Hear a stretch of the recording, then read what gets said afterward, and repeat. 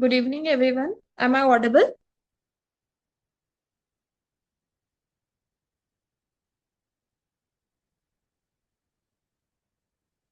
Yes, ma'am. Okay.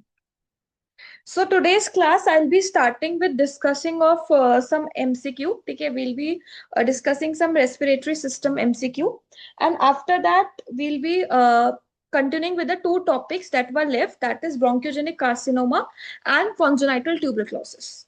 Okay. So let us start with some MCQs, which were based on previous year questions and some important topic.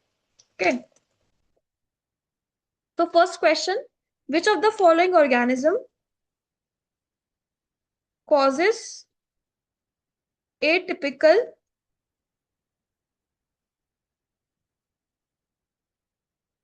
pneumonia? Which of the following organism causes atypical pneumonia?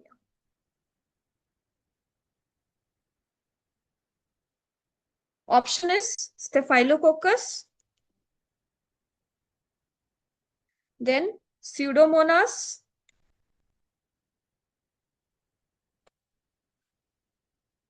then Streptococcus,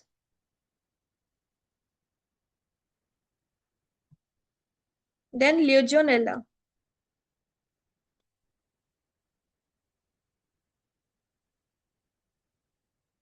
Which of the following organisms causes atypical pneumonia? Most commonly जो atypical pneumonia cause करता है इनमें से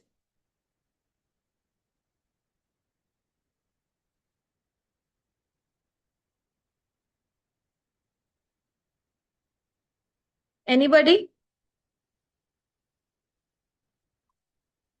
Legionella. Okay, right. In the last class, Legionella. हाँ, I have discussed about that. ठीक है, when we were discussing this thing, pneumonia, Legionnaires disease. ठीक है, this is the one Legionnaires disease which causes atypical type of pneumonia. ठीक है, which causes atypical type of pneumonia. ठीक है, क्योंकि इसमें निमोनिया लाइक सिम्टम्स होते हैं, उसके साथ साथ में जीआई सिस्टम, सीएनएस सिस्टम, ये सारे सिस्टम इन्वॉल्व होते हैं. ठीक है, okay. Next question. A 46 years old lady diagnosed with bronchiectasis following 3 months of history of mucopurulent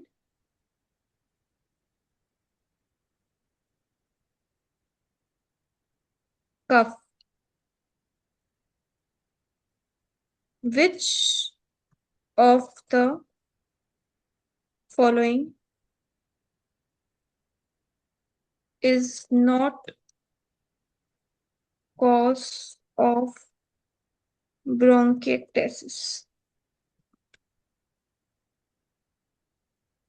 Carter-Jenner syndrome,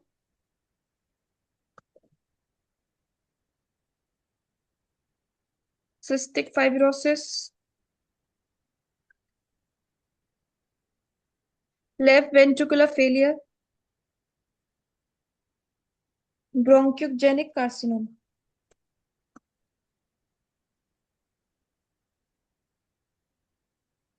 Which of the following is not a cause of bronchiectasis? Bronchogenic carcinoma. Okay. Left ventricular failure. हाँ, left ventricular failure will be the answer. ठीक है, left ventricular failure, bronchogenic carcinoma may be associated with bronchiectasis, but left ventricular failure is not associated with that. ठीक है, और cause हमें पता है, cystic fibrosis, Kartagener syndrome, ये सब तो होता ही है. Left ventricular failure.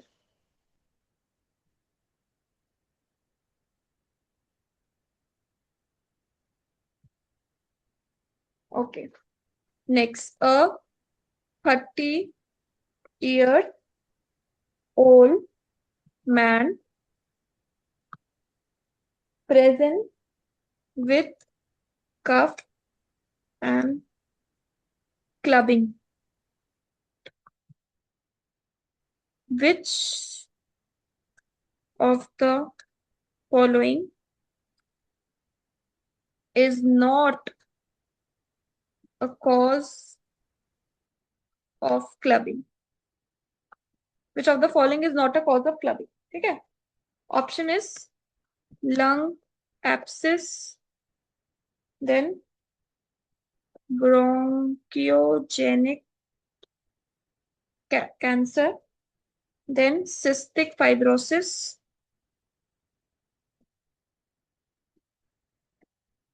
then COPD.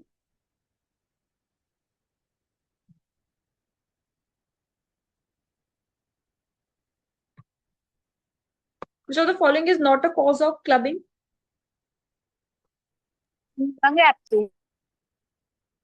Okay. COPD? Yes,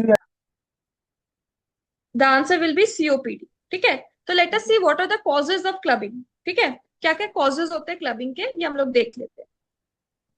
तो इसको आपको याद रखना है, क्लबिंग से ही याद रखना है. पहले भी बताया था जब हमने डिस्कस किए थे क्वेश्चंस.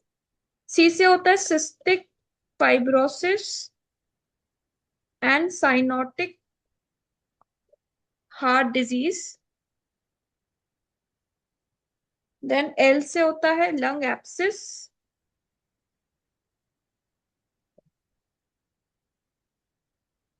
और लंग कैंसर. यू से होता है अल्सरेटिव कोलाइटिस.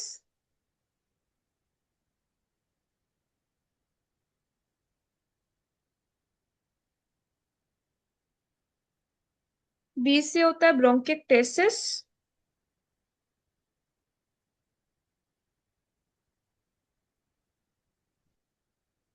देन एक और बी से होता है ब्रोंकियोजेनिक कार्सिनोमा और बिनाइन मीजियोथीलियोमा. बिनाइन मीजियोथीलियोमा. देन आई से होता है इन्फेक्टिव एंडोकार्डाइटिस.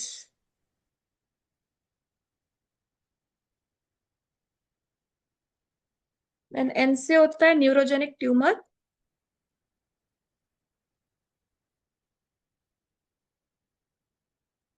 देन जी से होता है GI disorders like liver cirrhosis.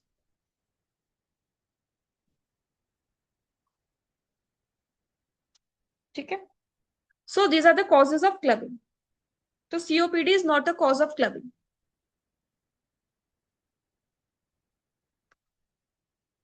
Okay. Then next,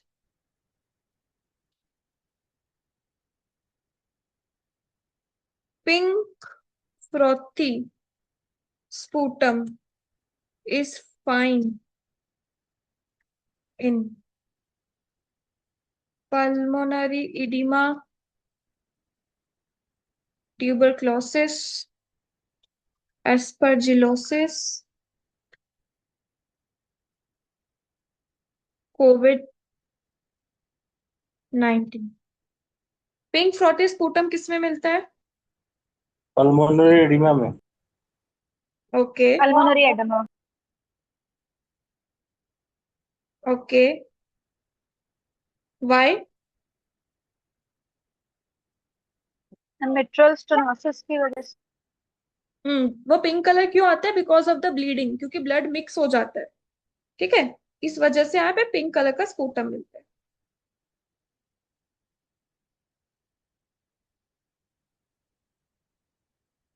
yes, because of the heart involvement वो मिलता है, ठीक है. लेकिन because of the mixing of the blood the sputum is found pink in colour.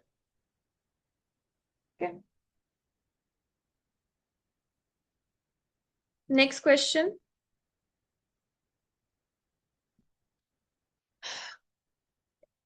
ये तो आपको पता ही होगा. Curschmann spiral is seen in. Bronchial asthma. Right right, in asthma. ठीक है? ये भी एक बार क्वेश्चन आया था. Crushman spiral seen in asthma.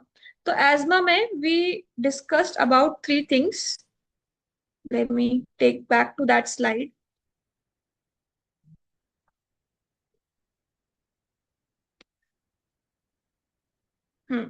So Crushman spiral, Crayola bodies and charcoal laden crystals. ठीक है. Crushman spirals जो होती है वो बेसोफिलिक प्लग्स होते हैं. Crayola bodies जो होती है, ठीक है, वो बेसिकली ब्रोंकियल म्यूकोजा होता है. और चारकोट लेडन क्रिस्टल्स जो होते हैं उसके अंदर गैलेक्टिन 10 करके प्रोटीन होता है. ठीक है. These are the 3 things which we will find in the sputum of the patient of asthma. जब हम एज्मा पेशेंट का स्पूटम एनालिसिस करेंगे तो 3 बॉडीज मिलती है. Curschmann spiral, Curschmann spiral, Creola bodies and Charcot Leyden crystal. ये 3 हमें मिलेगा जब हम स्पूटम एनालिसिस करेंगे एज्मा पेशेंट का. Okay.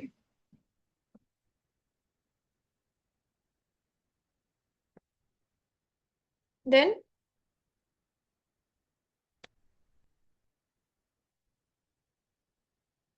one of the diagnostic test of cystic fibrosis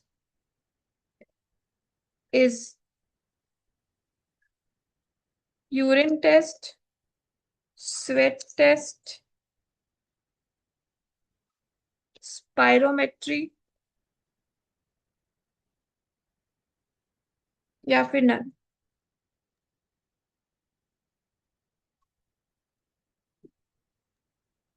Sweat test. Sweat test. Yes. Yes. Actually, sodium chloride test किया जाता है.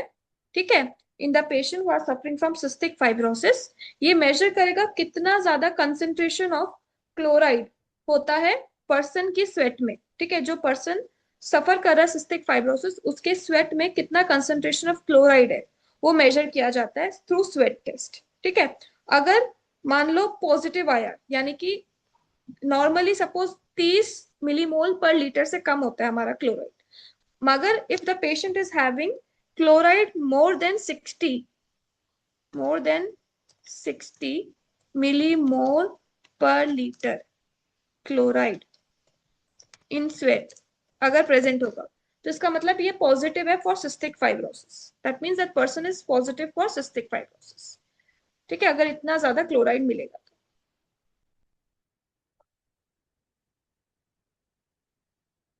फिर Gold's criteria is used in condition COPD, tuberculosis, bronchiectasis, asthma. Gold's criteria किसके लिए use किया जाता है? COPD. COPD. Right. So Gold's COPD. criteria. Right. बिल्कुल राइट. गोल्स क्राइटेरिया जो होता है ज्यादातर सीओपीडी के लिए यूज किया जाता है. ठीक है. ओके. डिपेंडिंग अपॉन FeV1 कितना है उस हिसाब से ग्रेडिंग होती है इसमें. ठीक है. फोर्स एक्सपिरेटरी वॉल्यूम कितना है उस हिसाब से गोल्स क्राइटेरिया की ग्रेडिंग होती है कौन सी स्टेज में पहुंचा है सीओपीडी. ठीक है. डिपेंडिंग अपॉन FeV1 कितना है उस बेसिस पे हम लोग क्राइटेरिया निकालते हैं सीओपीडी का कि वो कौन सी स्टेज में. Then Ellis curve is seen in chest X-ray of pneumothorax, pleural effusion, then hydropneumothorax. किसमें मिलता है एलिस कर्व? चेस्ट एक्सरे में. Pleural effusion में. राइट. Pleural So- effusion. हाँ, प्लूरल एफ्यूजन में एलिस कर्व मिलता है. What is Ellis curve? Ellis curve जो होता है बेसिकली एक चेस्ट एक्सरे पे एक साइन होता है जिसमें मिनिस्कस लाइक अपर बॉर्डर हमें मिलता है जहाँ पे फ्री फ्लूइड होता है. फॉर एग्जाम्पल जब हम उस पेशेंट का एक्सरे कराएंगे, एक्सरे में हमें लंग दिखेगा। प्लूरल एफ्यूजन में क्या होता है, लंग में पानी भर जाता है, तो लंग में जो पानी भरेगा उसकी एक आउटलाइन रहेगी, अपर बॉर्डर रहेगा, मेनिस्कस लाइक अपर बॉर्डर। इसको बोलते हैं एलिस कर्व। ठीक है, इसको बोलते हैं एलिस कर्व, जो कि एक्सरे में मिलता है, upper border of the pleural fluid.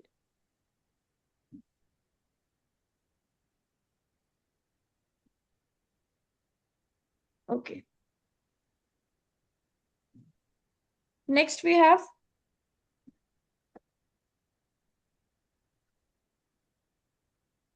ये सर्जरी का क्वेश्चन है वैसे। Floating water lily sign in X-ray of lung is seen in lung abscess,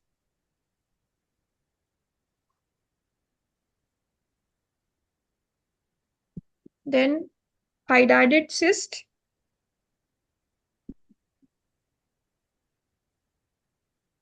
tuberculosis या फिर pneumonia।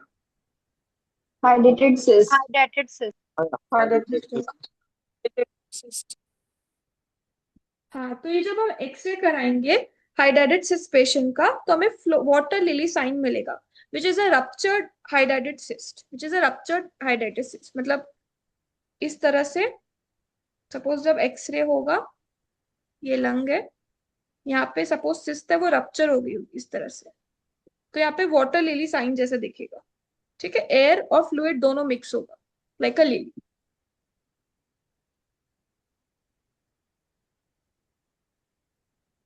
देन ये तो आपको इजीली पता होगा, tram track appearance. Bronchiectasis. Bronchiectasis. Right, it is seen in bronchiectasis. bronchiectasis, yes, ये बहुत इंपॉर्टेंट है, ये बहुत बार आ चुका है question.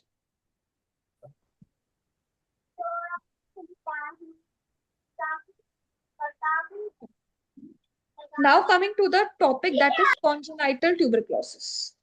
Congenital, what do you mean by congenital tuberculosis? इसका मीनिंग क्या होता है? TB from birth. Yes. So by it birth is, से लिए भी होती है।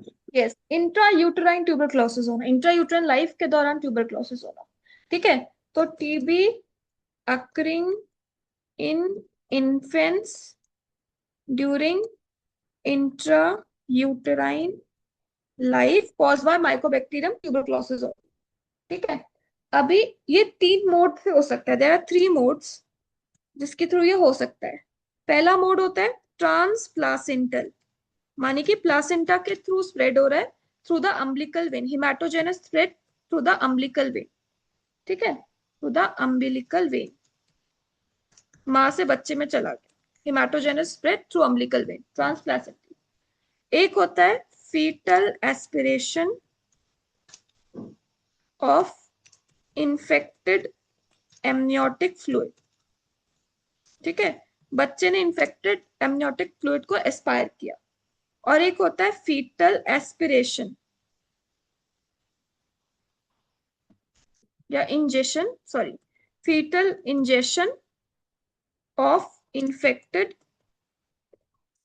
Amniotic fluid. ठीक है, एक होता है फीटल एस्पिरेशन, एक होता है इंजेशन, एक होता है ट्रांसप्लासेंटल। बहुत इंपॉर्टेंट बात यह है, इन case of a transplacental the organ affected is liver, the organ affected is liver। बाकी एस्पिरेशन और इंजेक्शन में दोनों में लंग्स इफेक्ट हो रहा है। ठीक है, एस्पिरेशन, मोस्ट हाँ इसमें मोस्ट कॉमन कौन सा होता है? हाँ, अब देखो इसमें 2 क्वेश्चन आते हैं, ये बहुत इंपॉर्टेंट है। मोस्ट कॉमन क्या, एक क्वेश्चन आता है most common primary site of infection, most common primary site of infection in infant is liver, यानी पहले वाला ट्रांसप्लासेंटल वाला लिवर। ठीक है, जो ट्रांसप्लासेंटल के थ्रू स्प्रेड हो रहा है। ये most common primary site of infection है, स्पेशली इन कॉन्जेनाइटल ट्यूबरक्लोसिस। ठीक है, लेकिन अगर क्वेश्चन आएगा most common organ overall involve in congenital TB, ठीक है, most common organ overall involve in congenital TB. एक होता है most common primary site of infection in congenital TB is liver. Primary site of infection ज्यादातर liver रहता है, लेकिन overall अगर पूछा जाए कौन सा ऑर्गन सबसे ज्यादा इन्फेक्ट होता है कॉन्जेनाइटल टीबी में, तब आंसर होगा लंग्स, क्योंकि लंग्स जो है दो में है, एमनियोटिक फ्लूइड का इंजेक्शन और एस्पिरेशन दोनों में है। ठीक है, इस वजह से अगर क्वेश्चन पूछा जाए primary site of infection in congenital TB, तो ही हमें लिवर टिक करना है, याद रखना। अगर सिर्फ पूछा जाए primary site of infection in congenital TB, तो लिवर टिक करना है, लेकिन most commonly common organ involve even in case of a congenital TB is lungs only. Even in case of a congenital TB is lung only. ये दो question आते हैं, बहुत confusion रहता है इसमें, लिवर और लंग में क्या टिक करना है। प्राइमरी साइट देख लेना, क्वेश्चन में पूछा है तो लिवर टिक करना, और मोस्ट कॉमन बस पूछा है तो फिर लंग्स टिक करना।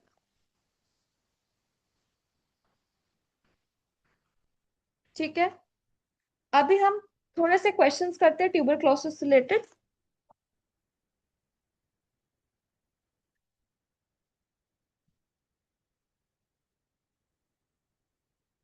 True regarding presentation of primary TB. True regarding presentation of primary TB. Bilateral pleural effusion with negative tuberculin test. Unilateral hilar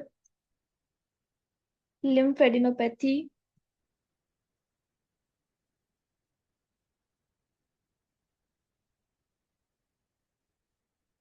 Sustained chronic pyrexia.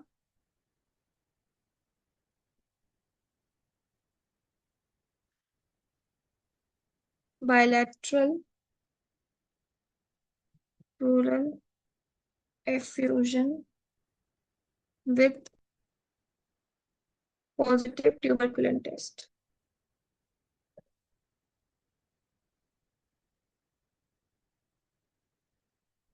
What should be the answer?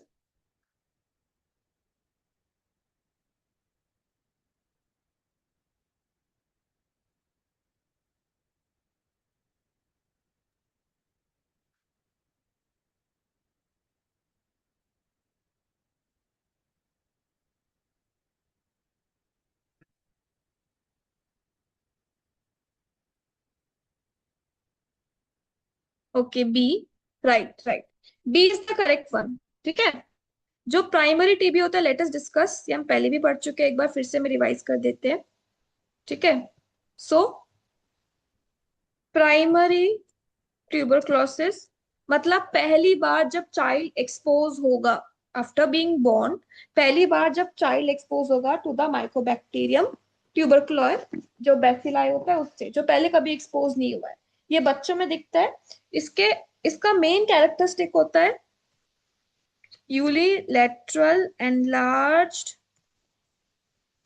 hilar lymph node, and दूसरा होता है गोन्स focus. ठीक है, गोन्स complex और गोन्स focus.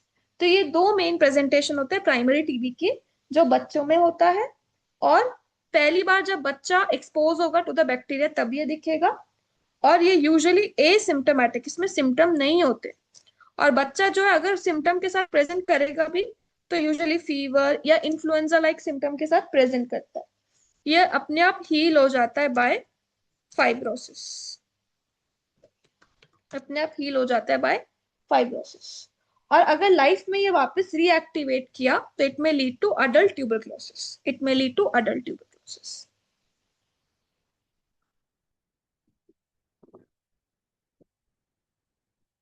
Adult tuberculosis और post primary tuberculosis बोल सकते हैं इसको, ठीक है। Then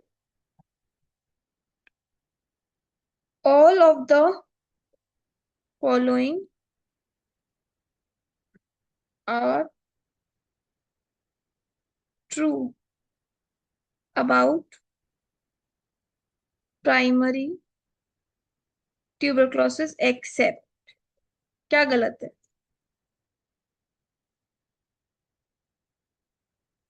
cavitatory lesion,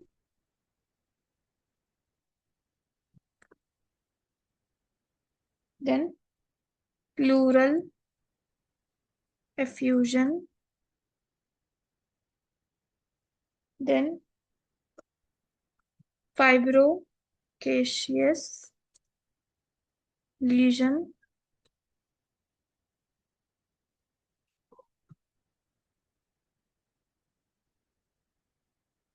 and filictinular conjunctivitis.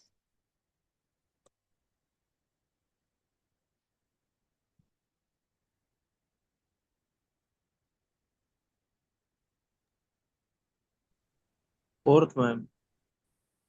Okay. Ma'am, third. Cavitary fibrocaseous Third. lesions. Okay, okay. So the wrong one for primary TB is, the wrong one for primary TB is cavitatory lesion, ये गलत है, ठीक है। क्यों? अगर secondary TB या post primary TB लिखा होता तब कैविटेशन होता ही होता, but in case of primary TB cavitation is rare, cavitation is rare. बाकी प्लूरल एफ्यूजन, फाइब्रोकेशियस लीजन यानी कि फाइब्रोसिस होना, हीलिंग बाय फाइब्रोसिस अभी पढ़ता है ना, प्राइमरी टीबी में होता ही होता है। Phlyctenular conjunctivitis is a feature, it may be a feature of primary tuberculosis, लेकिन कैविटेटरी लीजन जो होता है वो सेकेंडरी ट्यूबरक्लोसिस में दिखता है, प्राइमरी में नहीं दिखता है, इसलिए the answer will be cavitatory lesion. ठीक, okay.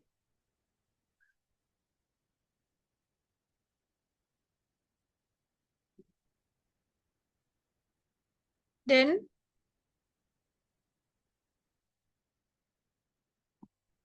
reactivation of tuberculosis is usually seen in posterior segment of upper lobe, then posterior segment of middle lobe, then posterior segment of lower lobe or inferior segment of middle lobe. First, posterior segment of upper lobe. हाँ, तो reactivation of TB usually posterior segment of upper lobe में होता है या apical segment में होता है, ठीक है। रीएक्टिवेशन जो होता है ज्यादातर हमारा इस जगह पे होता है या फिर अपाइकल, ये आता है क्वेश्चन, ठीक है। अच्छा, नाउ दिस क्वेश्चन, अच्छा अगर ये पूछेगा primary complex in which of the following, primary complex in which of the following site suggest congenital tuberculosis, ध्यान से पढ़ना question. primary complex in which of the following site suggest congenital tuberculosis? Lung, liver, lymph node, skin. Liver. Right, Liver. right. Liver.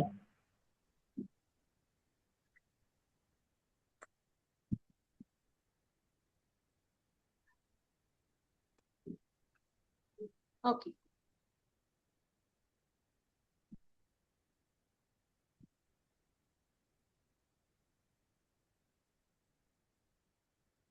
Most common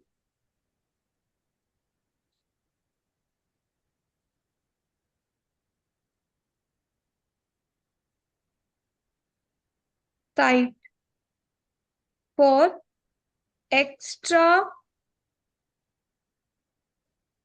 pulmonary tuberculosis. Most common site for extra pulmonary tuberculosis is lymph node, pleura. Lymph node. Lymph node. Right, Lymph nodes. right. Especially the cervical one. ठीक है, ये बहुत important है. Okay. Then coming to the topic that is lung cancer. ठीक है, इसमें हम direct questions करते हैं. ठीक, किस तरह से लंग कैंसर के क्वेश्चन आते हैं. पहली बात, एक बार मैं नाम बता देती हूँ कि क्या क्या होता है. लंग कैंसर के हिस्टोलॉजिकल टाइप क्या क्या है. First I tell you the name. Adenocarcinoma, then squamous cell carcinoma, then small cell carcinoma, then large cell carcinoma, and then carcinoid. ठीक है, ये सब वेराइटी होती है ब्रोंकोजेनिक कार्सिनोमा की. ठीक है, अब इसमें क्या क्या क्वेश्चन आते हैं, बहुत इंपॉर्टेंट है. मोस्ट कॉमन इस तरह से क्वेश्चन आते हैं. मोस्ट फ्रीक्वेंट हिस्टोलॉजिकल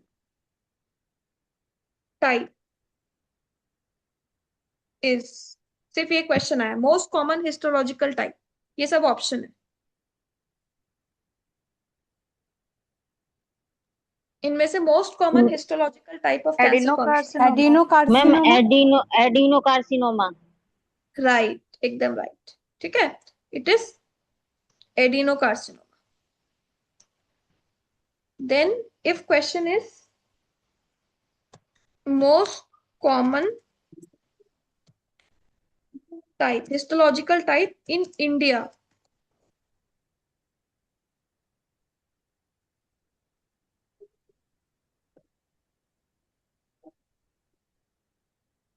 इंडिया में इनमें से कौन सा मोस्ट कॉमन है? Ma'am squamous cell carcinoma. Right. Squamous cell carcinoma. But अगर आता है most common variety of lung cancer in female,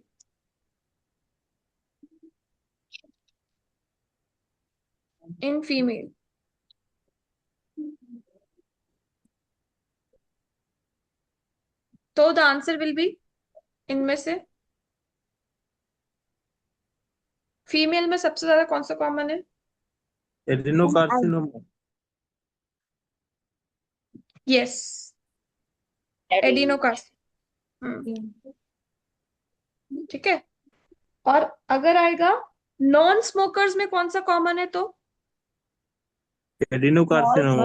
adenocarcinoma. Non smokers में भी एडिनोकार्सिनोमा और स्मोकर्स में स्क्वामस सेल कार्सिनोमा. ठीक है, then cancer lung which metastasizes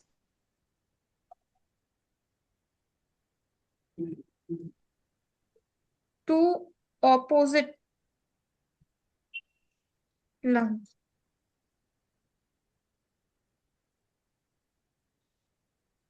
जो ऑपोजिट लंग में मोस्ट कॉमनली मेटास्टाइज होता है इनमें से?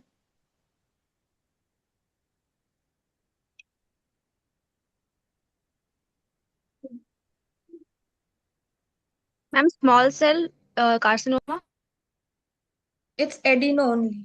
ठीक है, एडिनो वाला ही है जो दूसरे Adeno. लंग में, ऑपोजिट लंग में ही मोस्ट कॉमनली मेटास्टाइज होता है। ओके, और अगर पूछा जाएगा most common site for metastasis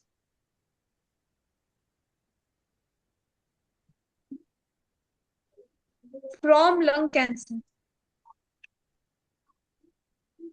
कहाँ पे सबसे ज्यादा मोस्ट कॉमनली मेटास्टाइज होता है लंग कैंसर? कौन से दूसरे ऑर्गन में?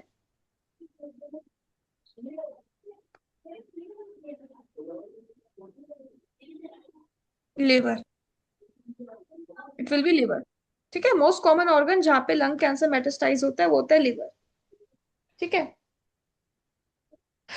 Most common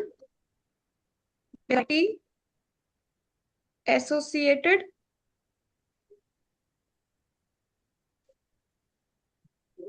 with paraneoplastic syndrome। इनमें से कौन सी वेराइटी है जो पैरानियोप्लास्टिक सिंड्रोम से एसोसिएटेड होता है?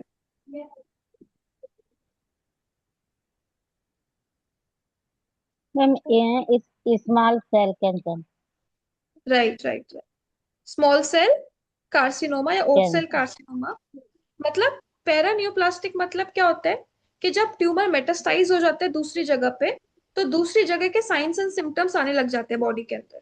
ठीक है, for example hypercalcemia, hyper potassiumia, मतलब अलग अलग जगह के signs and symptoms, neurological symptoms आ सकते हैं, हार्मोन रिलेटेड सिम्टम्स आते हैं, पेरिफेरल न्यूरोपैथी आने लग जाती है। तो दूसरा सिस्टम जब इन्वॉल्व हो जाता है उस सिस्टम के सिम्टम्स आने लगे।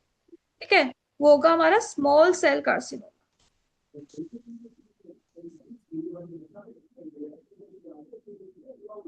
ठीक है, अब इसमें एक क्वेश्चन आता है, most common presenting symptom of ब्रोंकियोजेनिक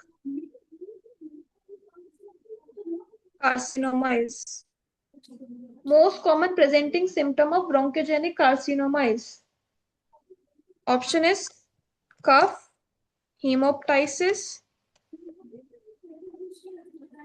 chest pain या dyspnea. Cough. Cough. Cough. Yes, cough. Cough, not hemoptysis. Cough is the most common presenting symptom of lung cancer. Cough is the most common presenting symptom of lung cancer, not hemoptysis. ठीक है? Okay. And these are the other symptoms: chest pain, hemoptysis, dyspnea, weight loss. ये सब other symptoms रहते हैं, wheezing, pleural effusion. ये सब रहते हैं हमारे other symptoms of bronchogenic carcinoma. ठीक है?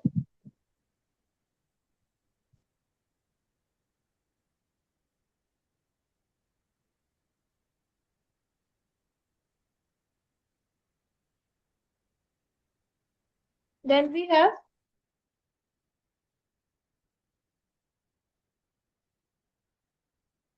some other questions जैसे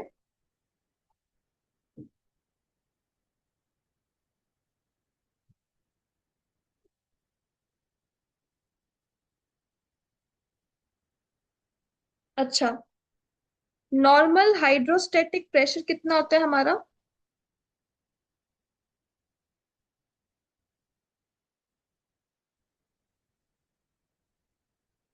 नॉर्मल हाइड्रोस्टेटिक प्रेशर पल्मोनरी मतलब लंग्स में कितना रहता है हमारा?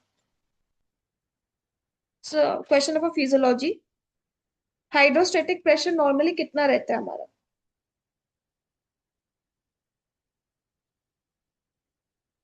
हाइड्रोस्टेटिक प्रेशर इन लंग्स कितना रहता है normally? 7 to 10 mm. Yeah, almost 6 to 12 mm of Hg. ये क्वेश्चन आया था एक बार. Hydrostatic pressure of lungs remain 6 to 12 mm of Hg. ठीक है? Okay.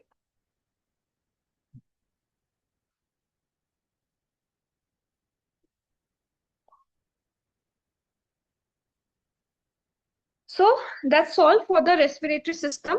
We have almost covered the most important topics, most important questions जहाँ से आया है respiratory का. When I was going through the UPPSC papers, तो मैंने देखा रेस्पिरेटरी सिस्टम से फिजियोलॉजी से आपके क्वेश्चन आता है और प्रैक्टिस ऑफ मेडिसिन से जो क्वेश्चन आता है बहुत जनरलाइज, बहुत सिंपल, बहुत कॉमन क्वेश्चन आएगा. कोई बहुत टफ घुमा फिरा के क्वेश्चन नहीं देगा. तो ये बहुत सिंपल और बहुत बेसिक क्वेश्चन आता है जो हम ऑलरेडी डिस्कस कर चुके हैं. और बाकी फिजियोलॉजी से जो क्वेश्चंस आते हैं वो जब मैं फिजियोलॉजी पढ़ाऊंगी तो वी विल डिस्कस. इसमें कुछ कुछ चीजें मैंने फिजियोलॉजी की कवर की थी, but when I will be discussing in physiology respiratory system तो वहां से जो क्वेश्चंस आते हैं, क्योंकि यूपीपीएससी में मैंने देखा कि फिजियोलॉजी से ज्यादा क्वेश्चन आ रहा है और जो प्रैक्टिस ऑफ मेडिसिन से क्वेश्चन आया बहुत सिंपल और बहुत सुपरफिशियल आया जो हम ऑलरेडी कवर कर चुके हैं. ठीक है? So that's all for we have completed the respiratory system also. Connective tissue disorder हो गया है, एंडोक्राइन सिस्टम हो गया है और रेस्पिरेटरी सिस्टम भी खत्म हो गया है. 3 सिस्टम वी हैव कंप्लीटेड. ठीक. मैम कनेक्टिव टिश्यू और कौन सा? Connective tissue, endocrinology and respiratory system. 3 systems we have covered. ये I'll send you Next the one. slide today. Yes ma'am. ये मैम क्लासेस छूट गई हैं तो उनकी रिकॉर्डिंग्स मिल जाएंगी. हाँ बिल्कुल, रिकॉर्डिंग भी मिल जाएगी, स्लाइड्स भी आई विल सेंड टुडे. ठीक है. Next probably renal system, I might start with that. ठीक है. Okay ma'am. ओके.